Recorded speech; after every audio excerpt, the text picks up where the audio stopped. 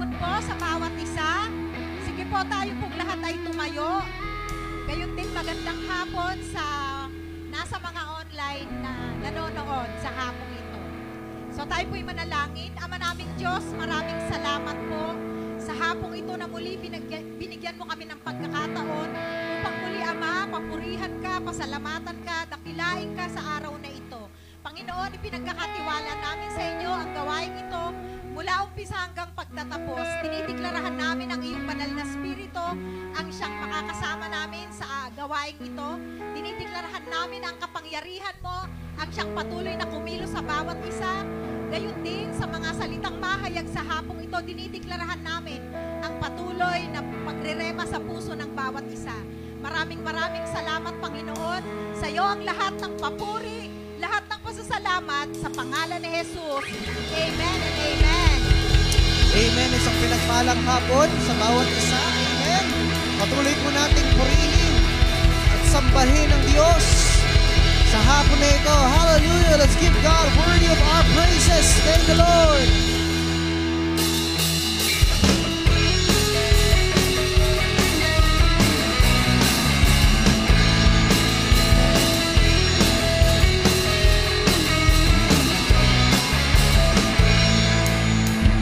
Never before have I felt so glad. Never before have I thought I'd cry. Never before have I ever been so free. Just being with you, I now begin to see that your presence overwhelms me. Because of you, I can dance. Because of you, I lift my hands. Because of you, I can sing. I am free.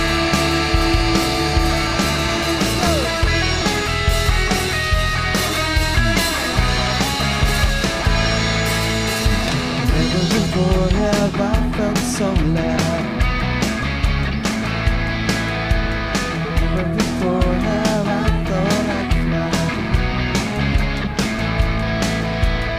Never before have I ever been so good.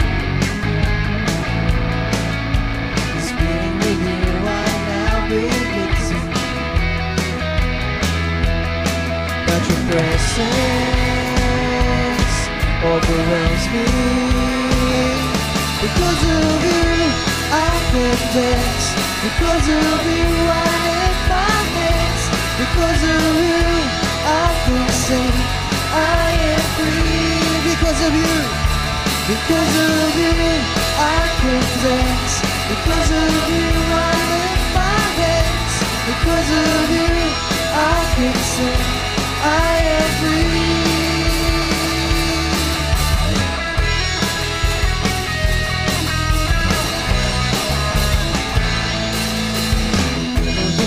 Have I felt so loud? Never before have I thought I could fly.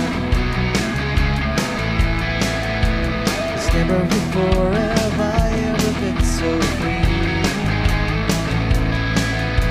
Just being with you, I now begin to see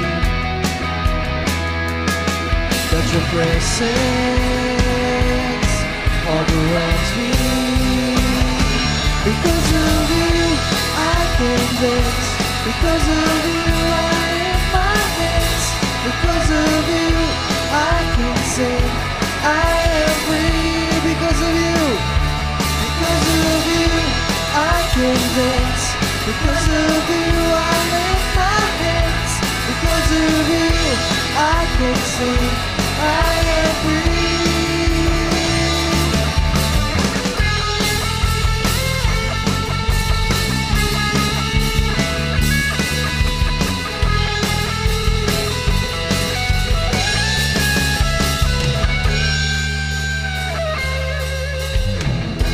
Jumping, shouting, dancing, spinning, singing. There's freedom. We're jumping, shouting, dancing, spinning, singing. There's freedom. We're jumping, shouting, dancing, spinning, singing. There's freedom. We're jumping, shouting, dancing, spinning, singing. There's freedom. We're jumping, shouting, dancing, spinning, singing. There's freedom. We're jumping, shouting, dancing, spinning, singing. There's freedom. We're jumping, shouting, dancing, spinning, singing. There's freedom. We're jumping, shouting, dancing, spinning, singing. Because of you, I can dance. Because of you, I lift my hands. Because of you, I can sing. I am free. Because of you, I can dance. Because of you, I lift my hands. Because of you, I can sing. I am free.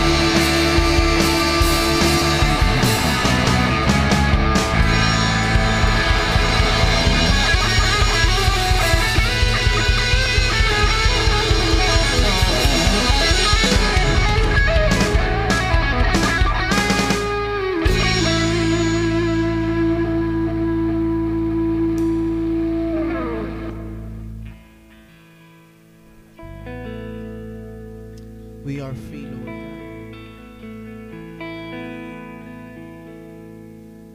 Thank you, Jesus.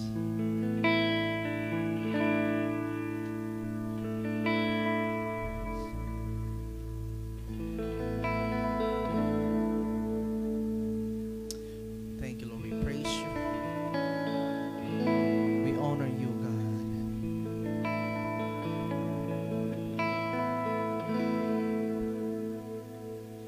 All the glory belongs to you, Lord. There is nothing that can separate us from your love. Hallelujah.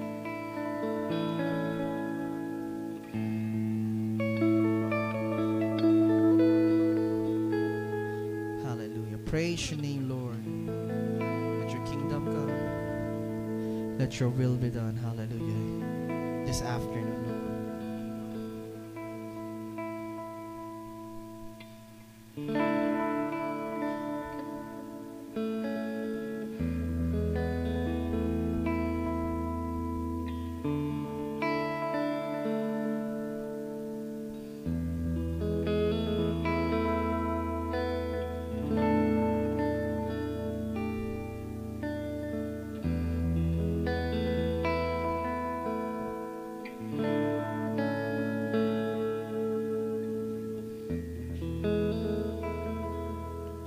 Give me eyes to see more of who you are.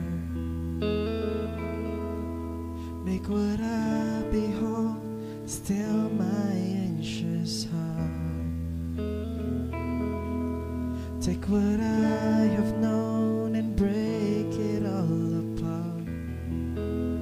For you, my God, are greater still.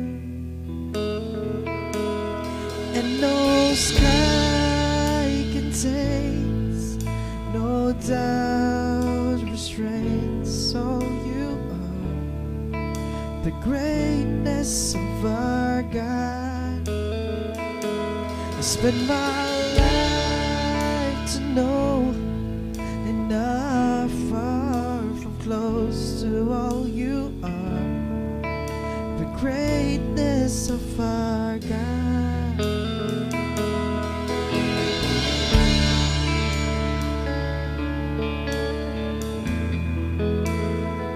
For the greatness of our God, Lord.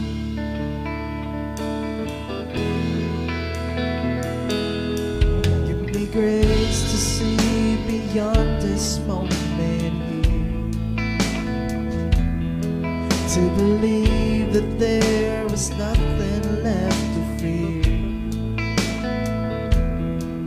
and that you alone are high above it all. For you, my God, are greater still, and no sky contains, no doubt restrains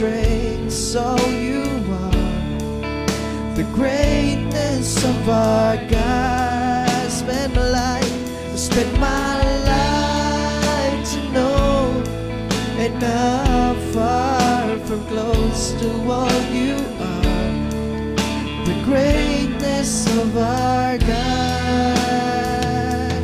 Thank you, Lord.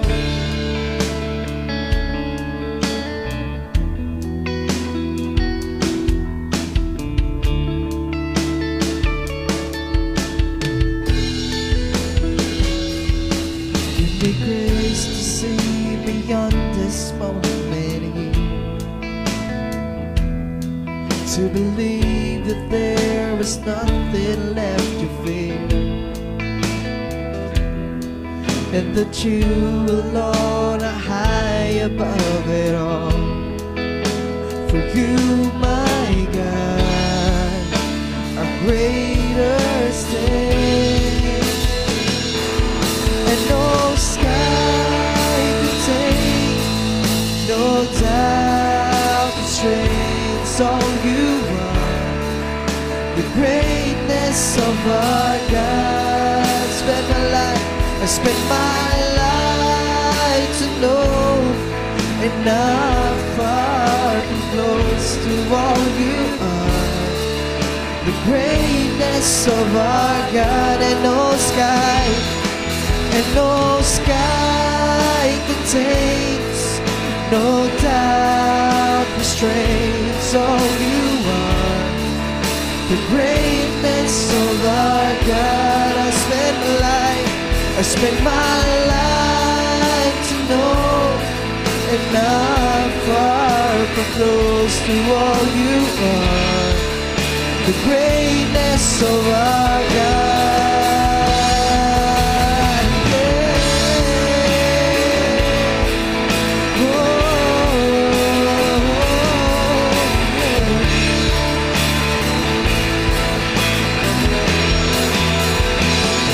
Oh, there is nothing that could ever separate us. There is nothing that could ever separate us from your love. No life, no death. Of this I am convinced, to you, my God, are greater still. There is nothing that could ever separate us. There is nothing that could ever separate us from your love. No life, no death.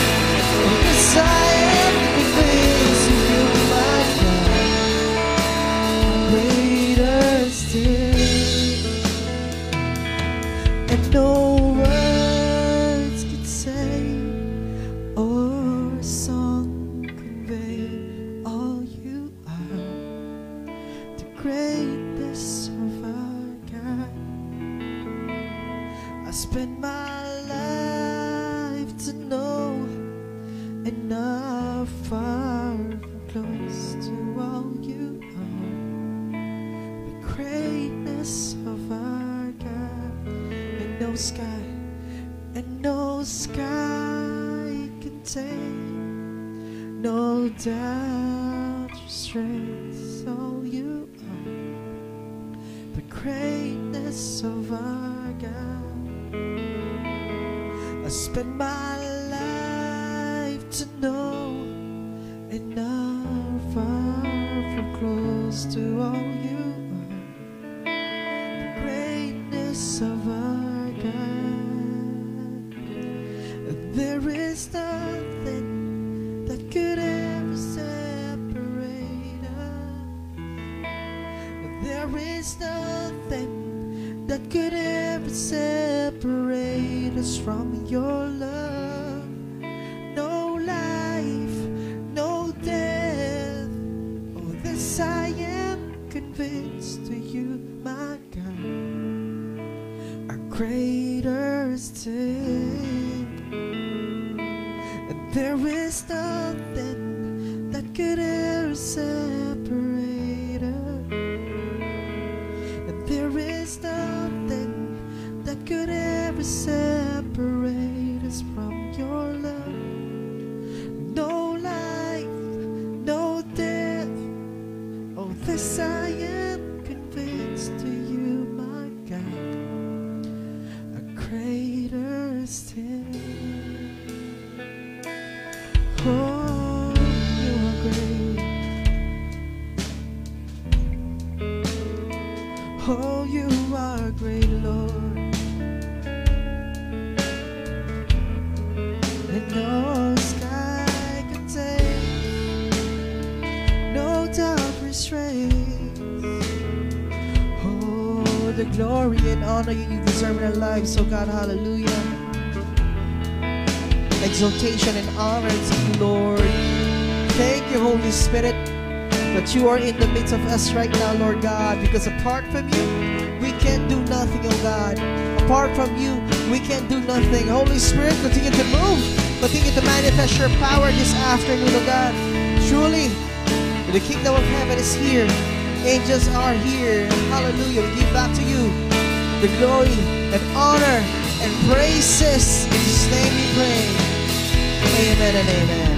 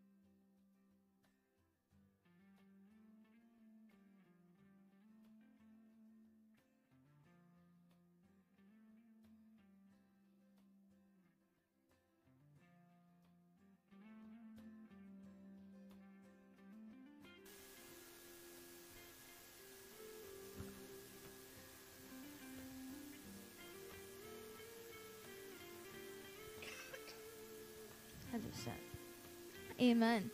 Isang pinagpalang hapon po sa ating lahat.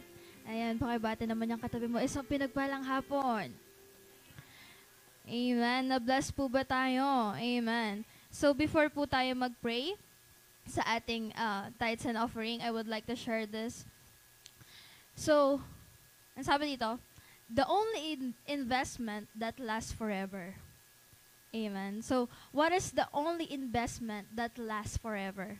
Amen. Sabi dito, gusto ko pong basahin dito is, while we might invest our finances into the stock, market, real estate, or other assets to see growth, an investment into the kingdom is the only one that has eternal significance. Amen. Naniniwala po ba kayo doon?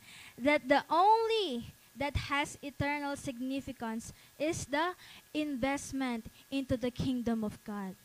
Amen. Buksan natin in Matthew chapter 6, verse 19 to 21. Ang sabi dito, do not store up for yourselves treasures on earth where moths and vermin destroy, and where thieves break in and steal. But store up for yourselves treasures in heaven, where moths and vermin do not destroy, and where thieves do not break in and steal. For where your treasure is, there your heart will be also. Amen? It shows that by giving to God, we store off eternal rewards. Amen? Ano ba yung mas gugustuhin natin? No, yung mag-invest lang tayo na temporary lang? Amen? Or yung mag-i-invest tayo that will last forever. Amen? Dahil kapag nag-invest tayo sa kaharian ng Panginoon, amen, through our finances, sa ating mga buhay, no, ini-invest natin yung sarili natin para sa Panginoon. Amen? Hindi lang siya temporary. Amen? Kundi, eternal siya, walang hanggan. Amen? Amen po ba? So, kailangan sa buhay natin bilang isang Kristiyano, no, marunong tayo mag-invest sa kaharian ng Panginoon. Amen? Dahil ang sabi doon, that it shows us that by giving to God, we store up eternal rewards. Amen? Amen po ba? Amen. So, sige, tayo lahat ay manalangin sa ating tithes and offering. Hallelujah. Yes, Jesus. Hallelujah, Father, in the name of Jesus, O God, patuloy ka naming pinupuri, patuloy ka naming pinapasalamatan, O God, sa aming mga buhay, Lord. Salamat, Lord, sa hapon na to, Panginoon, na ipinagkaloob mo, Lord God, sa mga anak mo, Lord, na naririto, Panginoon, Lord God, pati Lord, sa mga online, Panginoon, salamat sa kanilang mga buhay, Lord. We thank you, Lord, for this offering, Panginoon, na patuloy, Lord, ibinibigay ng iyong mga anak, Panginoon, patuloy, Lord. We declare and decree right now prosperity. We declare, Lord God, blessing upon blessing, O God, favors upon favors, O God. In the name of Jesus, salamat sa iyong proteksyon, sa iyong pagmamahal, Panginoon, Lord. And maging, Lord, dinideklarasyon din namin, Panginoon, sa lahat ng mga may sakit, may karamdaman, Panginoon, salamat, Lord, sa iyong kagalingan, Panginoon, na patuloy, Lord, ipinaparanas mo, Panginoon, sa aming mga buhay. Maraming salamat po, Panginoon. We declare and decree right now, kingdom abundance, O God, in the name of Jesus. Maraming salamat po, Panginoon. Patuloy naming ibabalik sa iyong pinakamataas na papurit, pasasalamat sa pangalan ni Jesus. Amen and amen.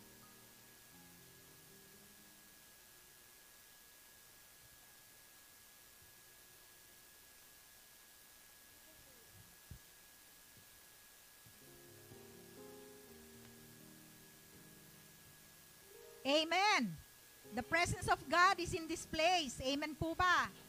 Ang mga anghel ay nasa ating kalagitnaan sa hapong ito. Amen po ba? Amen. So,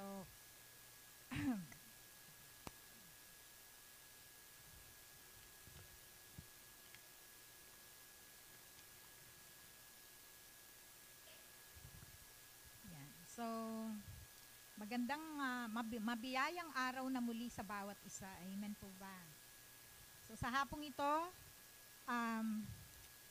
salamat muli sa opportunity na ipinagkaloob sa inyong abang lingkod para maging instrumento na muling makapag-share sa inyo ng salita ng Diyos. Amen. So sa hapong ito po, ang si-share ko po sa inyo ay pinamagatan ko pong A Song for Your Guilt. Parang pagka i-translate nyo po siya sa Tagalog, parang awit para sa inyong pagkakasala. Di ba po? Parang ganon. No? Kasi ang guilt, kung i-translate sa Tagalog, is pagkakasala. Pero iba yung pagkakasala. Kasi ang pagkakasala, di ba, sin. Pero pagka tinignan nyo po siya sa Google o sa dictionary, ang kanyang translation sa guilt is pagkakasala. So sabi po dito, lahat po tayo bilang mga tao, mananampalataya man or hindi mananampalataya, nakakaranas po ng ganitong damdamin. Sino po dito ang hindi nakakaranas ng guilt? Hindi na po kayo nakakaranas ng guilt? Sige, tignan po natin. No? Sabi po dito, na kahit mananampalataya o hindi mananampalataya ay nakakaranas ng ganitong damdamin. Sabi dito, mas lalo na po tayong mananampalataya dahil bilang mga anak ng Diyos, dapat ang buhay natin o ang ating buong pagkatao ay nakasusunod na patuloy sa kalooban ng Diyos. Amen po ba? Amen po ba? Kung minsan may pagkakataon na nakakagawa pa rin tayo ng pagkakamali. Amen po ba? Hindi man natin sinasadya, kaya nararanasan natin ang guilt. Amen po ba? Amen. Kaya nga po dapat tayong maging mapagbantay. Ayon po sa 1 Peter 5:8, be alert, be on watch. Your enemy, the devil, roams around like a roaring lion, looking for someone to devour. So dapat tayo, bilang mga mananampalataya, dapat maging mapagbantay tayo at alerto dahil alam natin ang ating kalaban ay hindi natin nakikita. At siya ay palaging nakabantay sa atin, no? Naghahanap siya ng masisila para nga daw siyang liyong umaatungal. Amen po ba? Kapag tayo ay hindi naging mapagbantay, maaari tayong masila ng kaaway. Amen po ba? Sabi dito, lalo nating bantayan ang ating mga kaisipan sapagkat yan ang unang tinatarget ng kaaway, yung mga bagay na hindi natin nakikita. Amen po ba? Amen. Sabi dito sa Proverbs 4:21, be careful how you think. Your life is shaped by your thoughts. No? So, ibig sabihin, kapag ang ating mga kaisipan ay nagamit ng kaaway, syempre po, sabi nga po, sa isipan nagsisimula ang lahat ng bagay. Maging positibo man o negatibo, nagsisimula yan sa ating mga kaisipan. Kaya nga po, di ba, sabing ganyan, baguhin natin ang ating mga kaisipan, no? Sabi nga nun, repent. Pag sinabi kasing repentance, pagbabago ng pag-iisip, di ba po? So, kailangan mabago ang ating pag-iisip nang sa gayon, hindi tayo matalo ng kaaway. Amen po ba? Amen.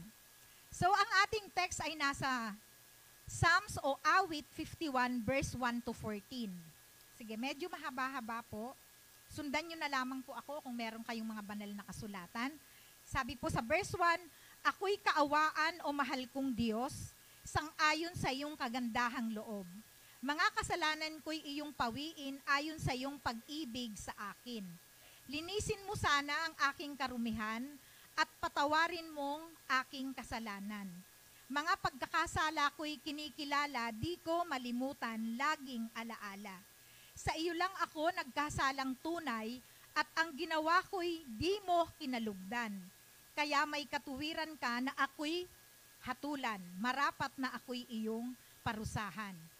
Ako'y masama na buhat ng isilang, makasalanan na ng ako'y iluwal. Nais mo sa akin isang pusong tapat, puspusin mo ako ng dunong mong wagas. Ako ay linisin, sala ako'y hugasan, at ako'y puputi ng lubusan.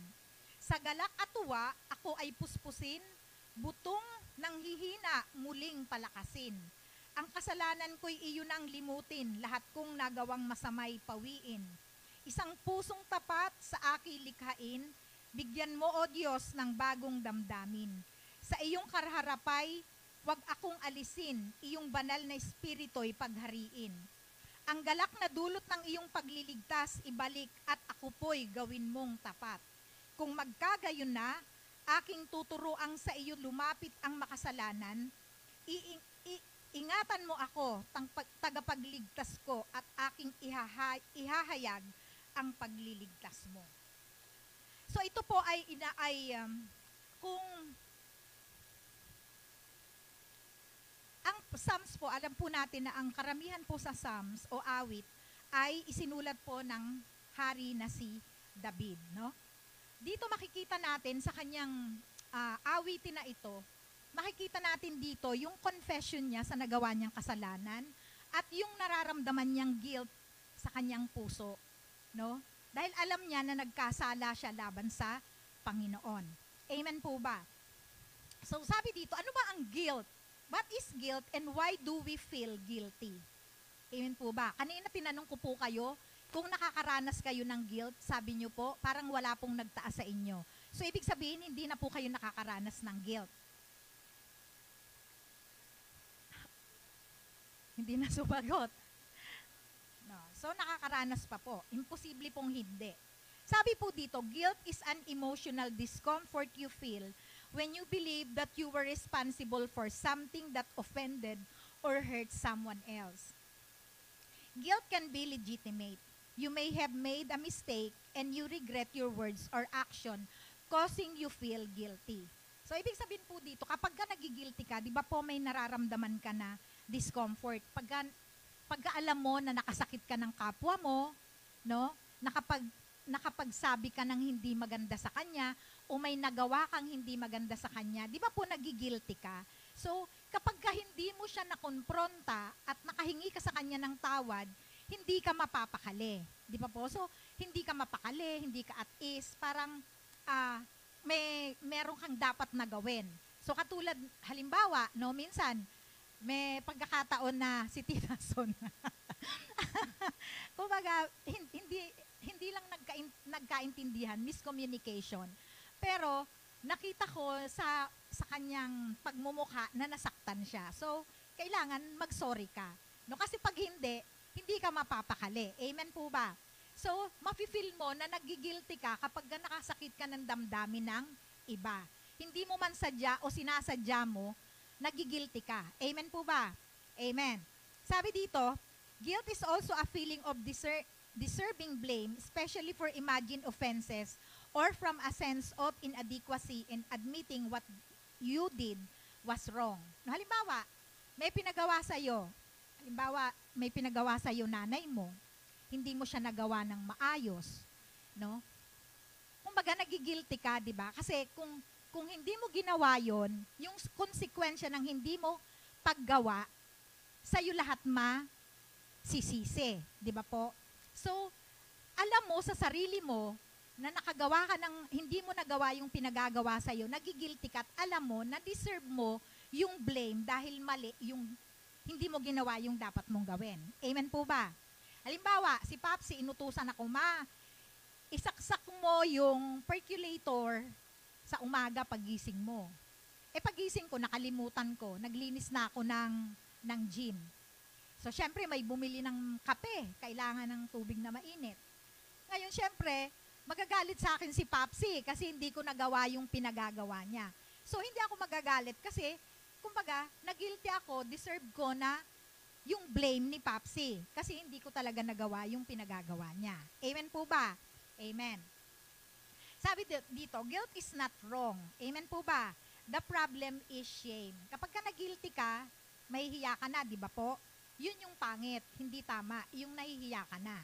Sabi dito, shame is always wrong. It implies a non-moral negative evaluation. Negative self-evaluation. Sasabihin mo na, ay, hindi ako mabuti. Nililabel mo na yung sarili mo na hindi ka mabuti, tamad ka, kung ano-ano na yung mga sinasabi mo sa sarili mo. Kasi nga, nahihiya ka na. So, nawawala na yung confidence mo. Pag nawala na yung confidence mo, may takot ka na hindi ka na nakakaharap sa ibang tao. Pag natakot ka na, magkakaroon ka na ng anxiety. Amen po ba? So, yung guilt, okay lang yon. Kasi nga, pag nag-guilty ka, alam mo, meron kang nagawang hindi tama. Amen po ba? At nais mo na yung guilt na yon, mabigyan mo ng pansin para maiayos mo na sa susunod. Amen po ba? Amen. Sabi dito, there are 3 kinds of people with different guilt. Number 1, false guilt. Wrong heart. No? Sabi dito, feel guilty but ignore the feeling. No? Nagigilty ka pero ini-ignore mo yung feeling. Yung number 2, right guilt, right heart. Accept what he or she has done and ask for forgiveness and repent. Amen po ba? Number 3 is no guilt. Everything is okay and drown himself to sin and put the blame on others. No, dito sa right guilt, makikita natin dito, dun sa sinulat ni David, makikita natin dito na right yung guilt niya. Kasi, inadmit niya yung kasalanan niya, ina-admit niya nagkasala siya, at alam niya na dun sa kasalanan niya, may mga consequences siyang marireceive. Amen po ba? At dito naman sa false guilt at saka sa no guilt, parang si Saul. Marami siyang nagawang kasalanan, pero hindi man lang siya nagkaroon ng guilty feeling. O meron man siyang naramdamang guilt, pero hindi niya pinansin. Kaya nagpatong-patong yung mga nagawa niyang kasalanan hanggang sa bawiin sa kanya yung kaharian. Amen po ba? Amen. Sa atin sa panahon natin ngayon, minsan, meron pa rin mga mananampalataya na hindi nila pinapansin yung guilty feelings nila. No? Meron naman na pinapansin nila, binibigyan agad nila ito ng solusyon ng naging maayos. Pero yung iba, hindi na nagigilty, yun po yung nakakatakot. Kapag gumawa ka ng mga bagay na alam mong against sa kalooban ng Diyos, pero hindi ka na nagigilty. Medyo bantayan nyo na yung sarili ninyo pag ganon ang naramdaman nyo. Amen po ba? Amen. Sabi dito, guilt can also be a very useful emotion. At its most constructive, according to research, it reminds you that you can do better in the future. Experiencing it shows that you have moral and ethical standard and empathy. Pag sinabing empathy, yung nakikidamay ka. Kung ano yung nararamdaman ng iba, nararamdaman mo rin. Amen po ba? Kaya nga, pagka nakaramdam ka ng guilt, agad-agad kang humihingi ng sorry o pagpapatawad dahil alam mo na nasaktan siya. At kung ikaw din ang nasa sitwasyon ng tao, ganun din ang mararamdaman mo. Amen po ba? Amen. Sabi dito, sometimes though, we feel guilty unreasonably for things that just aren't our fault. Di ba minsan, hindi mo naman kasalanan, pero nagigilty ka. Di ba po, may mga pagkakataon na ganun, nag-iisip ka na, bakit kaya ganun? Si Tita Son, tinatawagan ko siya, mini-message ko siya, hindi siya sumasagot, pero naka-online naman siya. Ano kayang nagawa kong kasalanan sa kanya? Di ba yung mga ganon? Nagigilty ka, pero hindi mo malaman kung may kasalanan ka ba o wala. Isip mo lang yon. Amen po ba? Amen. When there is sin, there is guilt and pain. Pain is a blessing because it tells us that something is wrong. Amen. Kapag may naramdaman kang pain tsaka guilt, ibig sabihin may nagawa kang hindi tama, no? Sabi dito sa backstory tayo. Si David, no? Si David, alam natin na si David, marami siyang sinulat na mga awit na ngayon ginagamit natin bilang panalangin or inaawit natin as praise and worship, di ba po? So itong si David, lahat ng yung kanyang mga ginawa, yung kanyang mga success, yung mga ups and downs niya sa buhay, no, dinadaan niya yon sa awit na isinusulat niya. So dito makikita natin itong awit na to sa chapter 51, makikita natin itong awit na ito na dito pinapahayag niya yung kanyang confession, yung kanyang nagawang kasalanan laban sa Panginoon. Ito, mababasa natin ang istorya nito, yung kasalanan na ginawa niya na tawag dito, yung adultery kay Bathsheba, di ba po? So kaya nga Bathsheba. Kasi isang tagsibol, ito yung mga panahon, makikita natin pala to sa 2 Samuel chapter 11. Mababasa natin doon yung istorya kung bakit nagkasala si David. No, isang tagsibol, si David, imbis na siya ay sumama sa labanan, no, kasi ito daw yung panahon na kung saan nakikipaglaban yung mga hari. Pero si David, hindi siya sumama. Instead, pinadala niya yung kanyang mga kawal para makipaglaban. So siya, ang ginawa niya, umakyat siya sa bubungan ng kanyang palasyo, naglakad-lakad siya. Nung siya ay naglakad-lakad, no, nakita niya ngayon, may isang babae na naliligo. At yon ay si Bathsheba. So nagpatawag siya ng isa sa kanyang mga sugo at pinatanong niya kung sino yung babae at pinakuha niya. So, sa madalit salita, sinipingan niya si Bathsheba at ang nangyari, nabuntis si Bathsheba. No, yun yung kanyang unang ginawang kasalanan. And then pangalawa, dahil alam niya nang nagbuntis si Bathsheba at alam niyang asawa yon ng isang Heteo na si Urias, ang ginawa niya, nagplano siya kung paano parang maipapaamin niya yung pagbubuntis ni Bathsheba para dun sa asawa niya.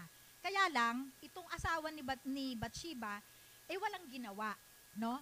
Kasi sabi niya ganon, yung mga kasamahan kong kawal nasa labanan, samantalang ako nagpapahinga sa bahay ko. So, ilang araw yon na ganon lagi ang sinasabi ni David, na sipingan niya yung asawa niya, hindi ginagawa nung asawa. So, nung huli, ang plinano ni David na siya ay idalahin sa front line ng labanan para, alam niyo na yon, kapag siyempre yung isang sundalo nilagay sa front line, 50-50, pwedeng mabuhay siya o pwedeng siyang mamatay. So, namatay nga si Urias. So, ngayon, ang ginawa ng Panginoon, dahil nakita niya yung ginawa ni David, hindi siya nalugod doon. So, inutusan niya si Propeta Nathan. No? Mababasa naman natin yon sa chapter 12 ng 2 Samuel. Doon makikita natin kung paano, pinagsabihan ni Nathan si David. Makikita natin doon na gumawa ng istorya si Nathan. Merong dalawang lalaki na nakatira sa isang lungsod, ang isa mayaman at ang isa ay dukha. Yung mayaman, marami siyang alagang hayop, no?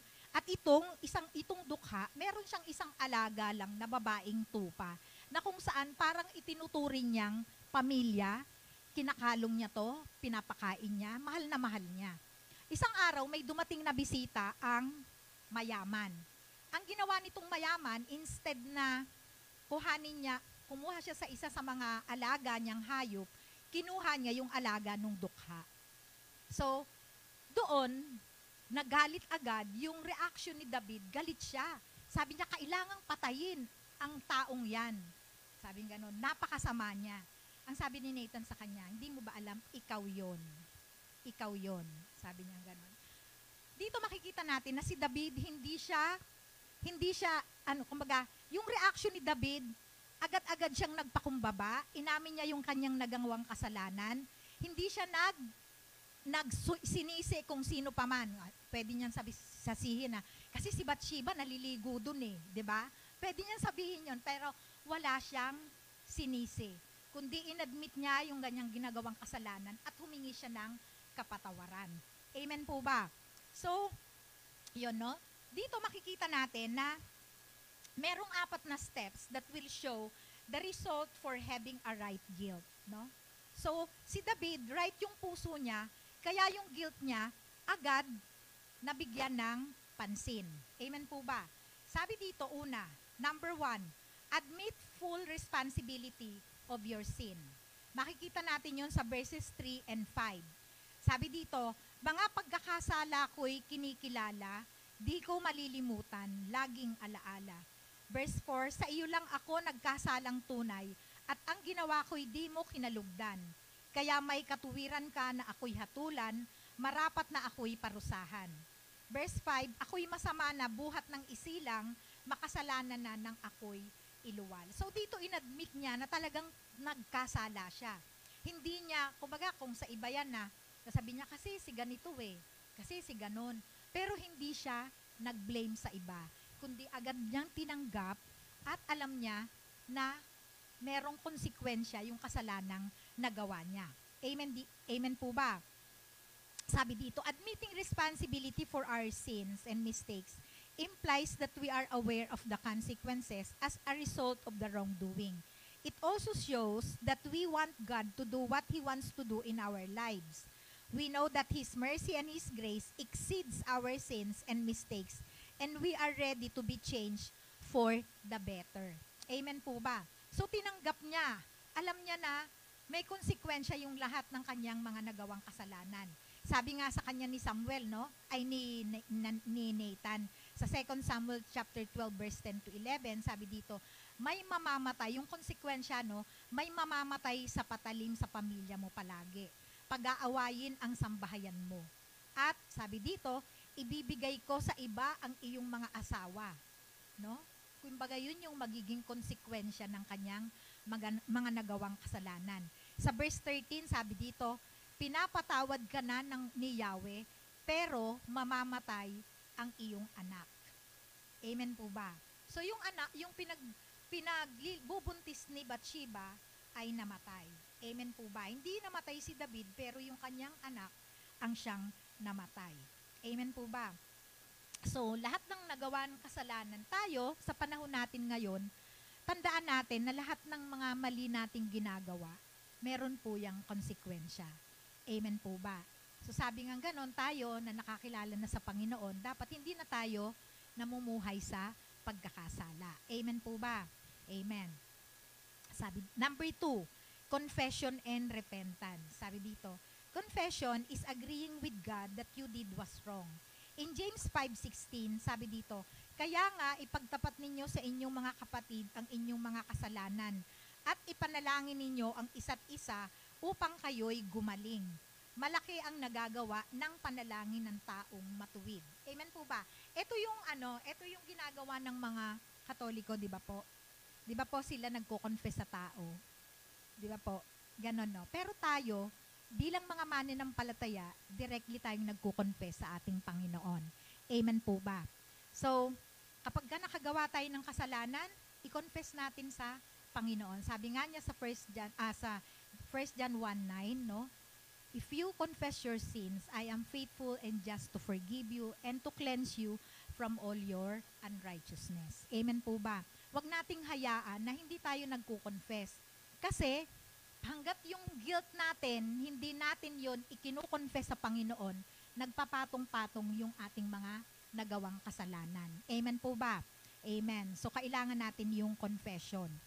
It is also called reconciliation or penance in Judea at Christian tradition. The acknowledgement of sinfulness in public or private regarded as necessary to obtain divine forgiveness. No? Yun yung confession. What we confess is sin. Sin is wrongdoing, stain, or shame. When we sin, we ask for forgiveness and cleansing. Amen po ba? Amen. Sabi po sa awit 51 verse 1 and 2, ako'y kaawaan o mahal kong Diyos, sang-ayon sa iyong kagandahang loob. Mga kasalanan ko'y iyong pawiin, ayon din sa iyong pag-ibig sa akin. Linisin mo sana ang aking karumihan at patawarin mong aking kasalanan. So humingi siya ng kapatawaran. Nag-confess siya and he asked for forgiveness. Sabi dito, when there is confession and true repentance, forgiveness follows. Forgiveness leads to restoration and renewal. Amen po ba? Amen. God doesn't want us to ask forgiveness for the sins we do not know.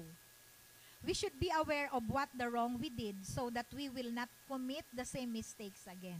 Ito tayo po bilang mga mananampalataya, di ba po, minsan pag nagko-confess tayo sa Panginoon, pag nananalangin tayo, di ba po, nagko-confess din tayo ng mga nagawa nating kasalanan. Minsan nagko-confess tayo, Panginoon, patawarin niyo po ako sa lahat ng mga kasalanan ko. Di ba ganon? Pero hindi specific yung kasalanan na ikinu-confess mo. Marami mga, no? Ang sabi dito, kailangan, kung magko-confess ka ng kasalanan mo, specific, ano ba yung nagawa mong kasalanan? Para nang sa ganon, yung kasalanan mo na yon, ihingi mo ng kapatawaran at aalalahanin mo na hindi mo na ulit gagawin. Amen po ba? Kasi tayo, plural tayo kung humingi ng tawad Panginoon, patawarin mo ako sa lahat ng mga nagawa kong kasalanan. Nais ng Panginoon, yung specific na kasalanan, yung ihingi mo ng confession, para nang sa gayon, yung kasalanan mo na yun, hindi mo na ulit gagawin. Amen po ba? Amen. Sabi dito, you don't have to remind yourself of your guilt, but remind God who He is, for how good He is. The goodness of God will meet your sinfulness. Amen po ba? Wag natin, kumbaga, pagka natapatawad na tayo, wag na natin alalahanin yung guilty feelings natin. Kasi, kumbaga, napatawad ka na So, kalimutan mo na yon. Napatawad ka na, so, move on. Amen po ba? Mag-move on ka na. Amen. You don't have to remind yourself of the guilt, but remind God who He is, how good He is, and the goodness of God will meet your sinfulness. If we humbly confess our sins to God, He will forgive us because of His great love for us, and His mercies will forever endure. It means we don't deserve anything good, only mercy and His grace. Amen po ba? Amen. Sabi dito, the basis for forgiveness is true repentance. Never ever boast of your repentance. You will never grow. Sabi ni P. Mans, no? Sabi dito, yung basis ng forgiveness is yung true repentance. Amen po ba? Kumingi ka ng kapatawaran, tapos paulit-ulit mo namang ginagawa, walang kapatawaran. Amen po ba? So, ang basis ng kapatawaran is yung tunay na pagsisisi sa mga nagawa mong kasalanan. Amen po ba? Amen. Repentance is a change of heart and life regarding sin. It is turning from our sinful ways and towards God. We repent because we have sinned against God and we want to be forgiven. We are acknowledging our need for God's forgiveness and grace. So, sabi nga, repentance is pagbabago ng isip, no? Change ng mindset. Amen. In Romans 12:2, sabi dito, huwag kayong makiayon sa takbo ng mundong ito. Sa halip, hayaan ninyong baguhin ng Diyos ang inyong pag-iisip upang maunawaan ninyo ang kanyang kalooban. Sa gayon, magagawa ninyo kung ano ang mabuti, kalugod-lugod, at ganap na kalooban ng Diyos. Amen po ba? Amen. So number 3, malapit na po ako. Aim for revival. So, nag-confess ka, nag-repent ka, nagkaroon ka ng renewal and restoration. So ngayon, i-aim mo naman o nasain mo na magkaroon ka ng revival. Amen po ba? Sabi nga, yung nire-revive, yung namamatay na, di ba? So kailangan, yung revival, magkaroon ang bawat mananampalataya na muling yung banal na spirito malayang makakilos sa buhay ng bawat isa. Amen po ba? Sabi dito, revival ay nangyayari sa mga anak ng Diyos na handa at tapat ang puso at may pagpapakumbabang espiritu. Amen po ba? Revival happens when God's people are prepared. It happens when we are ready for it with tender hearts and humble spirits. Revival often begins with people coming under deep convictions and crying out in confession and repentance for their sins. Amen. Sa verse 2 and 12, sabi dito, nais mo sa akin isang pusong tapat, puspusin mo ako ng dunong mong wagas. Verse 12, ang galak na dulot ng iyong pagliligtas, ibalik at ako po'y gawin mong tapat. No? Yun ang nais ng ating Panginoon sa bawat isa sa atin at ninanais din ni David na siya ay magkaroon ng pusong tapat. Amen po ba? We should ask for a willing heart for sustenance, willing to obey, willing to cut everything unnecessary, willing to listen. Kayo ba? Kaya nyo ba yon? Willing ba kayo na makinig? Willing ba kayo na sumunod? Willing ba kayo na itinggalin yung mga bagay na hindi kailangan? Amen po ba? Amen. Sabi dito, are you willing to be corrected? No? Are you willing to be stopped when we are commanded to go? Are you willing to go? Amen po ba? Kasi nga, nag-repent ka na, di ba? So, ibig sabihin, bago na yung puso mo. Kung bago na yung puso mo, willing ka bang makinig? Willing ka bang magpakorek? No? Willing ka bang sumunod sa kung saan ka dadalhin ng Panginoon? Amen po ba? So, dapat nandoon sa atin yung willingness na sumunod sa kung ano yung kalooban ng ating Panginoon. Kasi na-revive ka na eh. Dati patay ka dahil nga sa mga nakasalanan na gawa mo. Pero nung na-revive ka, no, na-restore ka, dapat eto na yung nasa puso mo. Kaya nga sabi ni David, bigyan mo ako ng tapat na puso. Amen po ba? Sabi dito, when the Spirit is willing, everything follows. Sabi nga, if there's a will, there's a way. No? Pag may gusto, may paraan. Pero pag ayaw, laging may dahilan. Yan ang sakit nating mga mananampalataya na dapat wala na po sa atin. Amen po ba? Amen. Amen. God knows our heart's condition if we are willing. Being forgiven, we experience joy, gladness, and rejoicing. We also experience the glorious presence of God in our lives. Pag sinabing glorious presence, desires God's glorious presence. It is the presence of God that even how hard and difficult life is, you found peace and joy because God is your partner and who gives you the strength to overcome. Amen po ba? Yun yung glorious presence. Pag naranasan natin yung glorious presence, kumbaga, parang wala ka nang hahanapin pa. Kaya wag tayong aalis sa presensya ng Panginoon. Kasi doon lang tayo makakaramdam ng kapayapaan, ng kagalakan, ano man yung maranasan nating mga circumstansya sa buhay. Amen po ba? Amen. Sabi dito, sin harms, so release it. God heals, receive it. Amen po ba? Amen. So, pag tayo ang kasalanan, i-release natin at i-receive natin yung pagpapagaling ng ating Panginoon. So, number 1 po is, sabi dito, yung 4 na steps is, accept accountability for your sin. Number 2, confession and repentance. Number 3 is, aim for revival. And lastly, act for full return.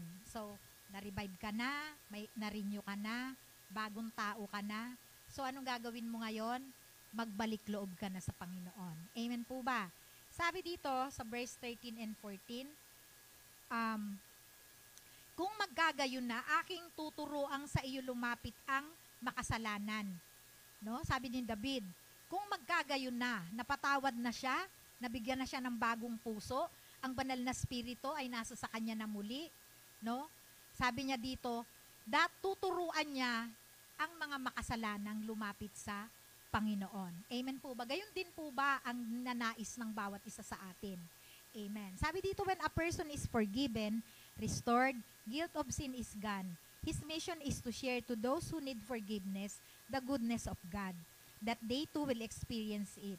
I will teach transgressors your ways, and sinners will come back to you. In other words, we are not just a recipient, but a channel of forgiveness. Renewal is not for self only, it is also for others. Amen. So, kaya nga dapat nandito na tayo sa pag-fulfill ng Great Commission. Amen po ba? Sabi dito sa Matthew 28 verse 18 to 20, go and make disciples of all nations, baptizing them in the name of the Father and of the Son and of the Holy Spirit, teaching them to obey what I have commanded you to do, and I will be with you to the ends of the earth. So dapat ito na po yung ating ginagawa bilang mga mananampalataya. Amen po ba? Yung patuloy natin ipamahagi ang kaharian ng Panginoon dito sa sanlibutan, no? Yung gospel. Amen po ba? So una, no, sabi dito, letter B. Sabi dito sa verse 14 and 15, deliver me from blood guiltiness, O God my salvation, and my mouth will declare your praise. A forgiven person can now sing praises to God because he or she is now free from guilt. It's difficult to sing when we are not forgiven. The hindrances should be broken so we could give the best praises and we can worship Him with all our hearts. Di ba po, pagka may guilt feeling ka sa puso, napakahirap na magpuri sa Panginoon. Amen po ba? So, kailangan tanggalin natin yung mga guilty feelings na yon, yung mga kasalanan natin, nang sa gayon, maibigay natin yung ating best worship sa ating Panginoon. Amen po ba? So, si David, ang ginawa niya, una, nung siya ay nagkaroon ng renewal, sabi niya na ipapamahagi niya doon sa mga makasalanan yung salita ng Diyos, nang sa gayon maranasan din nila yung forgiveness na naranasan niya. And number 2, magpupuri siya, idideklara niya yung kabutihan ng Panginoon. And last, no, letter C, sabi dito, sa verse 17, my sacrifice is a humble spirit, O God. You will not reject a humble and repentant heart. Sabi dito, God doesn't want sacrifices of animals or anything. What God wants is a true and contrite heart, penitent heart, humbled by our sins and failures, seeking after God. God says, when I see a person with a contrite heart and spirit, I will stay with her or him. I will be with her. I will be his friend. I will live with that person and make my home in that person's life. Amen po ba? So napakasarap, di ba? Kapag nasa atin ang Panginoon, kung nakikita ng Panginoon yung kababaan ng puso mo, nagkaroon ka ng pusong mapagpakumbaba, sabi niya, mananahan ako sa kanyang buhay. Amen po ba? Amen. So napakasarap na pangako ng ating Panginoon. So conclusion na po ako. Sabi po dito, guilt is a natural reaction or feeling of a person who committed a mistakes or sins. Guilt and pain go together. Guilt and pain show something is wrong, and so we have to confess and ask for forgiveness. In order that our feeling to have a positive result, in order for that feeling to have a positive results in our lives, Christ offered Himself not only so that our sins would be forgiven, but the blood of Christ was shed that our conscience could be cleansed. And so, we could serve God wholeheartedly, sing and give our best worship to the King of Kings and Lord of Lords. In Hebrews 9:14, how much more will the blood of Christ, who through the eternal Spirit offered Himself without blemish to God, purify our conscience from dead works to serve the living God. David is called a man after God's own heart. Kasi bakit? This is what David do. He dropped his pride. He dropped his ego. He received the sermon. He come out a better man, a better ruler, and a leader. He experienced the love and mercy of God. His repentance comes out with singing. Amen po ba? Amen. So, yun, no? So, napakaganda ng istorya ni David. Pero sa panahon natin ngayon, tayo na po yung mga David, di ba po? So, sa panahon na ito, kinakailangan natin palaging maging mapagbantay, lagi nating bantayan yung ating mga kaisipan, at kapag nakaranas tayo ng mga guilt or pain sa ating buhay, alam natin na meron tayong nagawang pagkakamali and ask for forgiveness. Amen po ba? And dahil tayo ay mga mananampalataya na, patuloy nating sundin ang kalooban at ang nais ng Panginoon na gawin natin para sa Kanya. Amen po ba? Amen. So, tayo pong lahat ay tumayo, tayo pong lahat muli ay manalangin. Purihin ka, O Diyos, sambahin ang ngalan mo dito sa lupa para ng sa langit. Salamat, O Diyos, sa hapong ito, Panginoon. Salamat sa mga salita mo, O God, na nagpaalala sa amin, Panginoon, na patuloy kami, O Diyos, na maging mapagbantay. Patuloy kami, O Diyos, na maging lumakad ng ayon sa iyong kalooban. Bilang mga anak mo, Panginoon, dapat makita sa amin yung kababaan ng loob, yung patuloy, Panginoon, na nagnanais na magpaturo, na magpakorek, na nagnanais na makinig, sumunod, Panginoon, sa iyong kalooban at sa iyong naisin para sa buhay ng bawat isa sa amin. Panginoon, maraming salamat po. Pinagkakatiwala po namin sa inyo ang bawat isa. Dinideklarahan namin, Panginoon, na ang iyong mga salita ay patuloy man na magrerema sa aming mga puso. Hindi lamang namin ito napakinggan, kundi ito, Panginoon, ay magagamit namin sa araw-araw sa aming mga buhay upang kami, Panginoon, ay patuloy na makalakad ng ayon sa iyong kalooban. Dinideklarahan din namin, Panginoon, na ang pag-ibig mo ang siyang patuloy na magsusustain sa amin sa mga sirkumstansya na aming nararanasan. Ama, salamat po. Pinagkakatiwala po namin sa inyo ang aming mga buhay at aming dinideklarahan, Panginoon, na sa iyong muling pagbabalik, matagpuan mo ang bawat isa sa amin, Panginoon, na tapat na naglilingkod sa iyo. Maraming salamat, Panginoon. Sa iyo ang kapurihan, sa iyo ang pasasalamat, ang pagluwalhati at pagdakila sa tanging pangalan lamang, Panginoon, ng iyong anak na si Jesus. Ang lahat ng anak ng Diyos ay magsabi ng Amen and Amen.